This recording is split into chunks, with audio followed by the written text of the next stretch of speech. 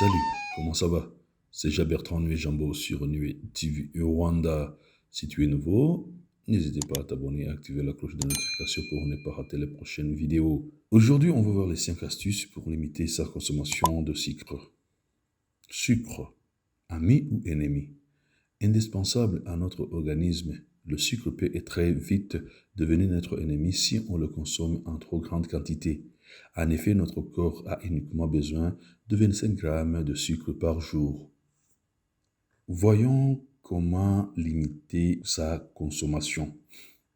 Optez pour du pain noir ou du pain complet. Quand on parle du sucre, il est indispensable de comprendre en compte l'index glycémique, c'est-à-dire le pouvoir sucrant de l'aliment. Par exemple, le pain, qu'on classe parmi les sucres lents, a un indice glycémique très élevé quand il est blanc. La baguette traditionnelle provoque une très forte augmentation du sucre dans le sang. Il est donc plus raisonnable de choisir du pain noir, du pain de seigle ou du pain complet dont l'index glycémique est beaucoup plus faible.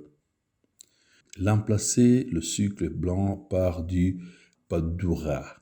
Le rapadura est un sucre non raffiné qui conserve les nutriments apportés par la canne à sucre. Contrairement au sucre industriel, on y trouve du potassium, du magnésium, du calcium.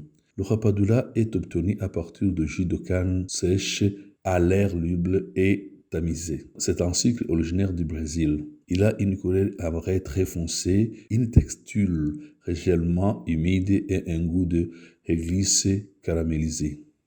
Limiter la consommation d'alcool. En plus d'être dangereux pour la santé, l'alcool est une véritable bombe calorique.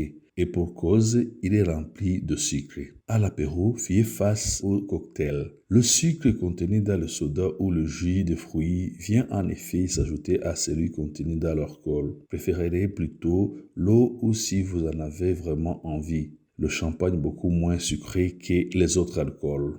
Privilégiez le fait maison. Les pizzas surgelées et autres plats industriels, même s'ils sont salés, sont remplis du sucre qui vont même jusqu'à se cacher dans les soupes. Le résultat, à la fin de journée, notre consommation de sucre bat de record. Pour éviter la catastrophe, rien ne tel que la cuisine faite maison, car on sait ce qu'on met dans nos assiettes. Mettre de la cannelle dans ses yaourts. Si vous avez l'habitude de mettre du miel dans vos yaourts naturels en pensant que cela était meilleur pour votre santé, détrompez-vous. Le miel est presque tout aussi calorique que le sucre blanc, même si son indice glycémique est légèrement plus faible.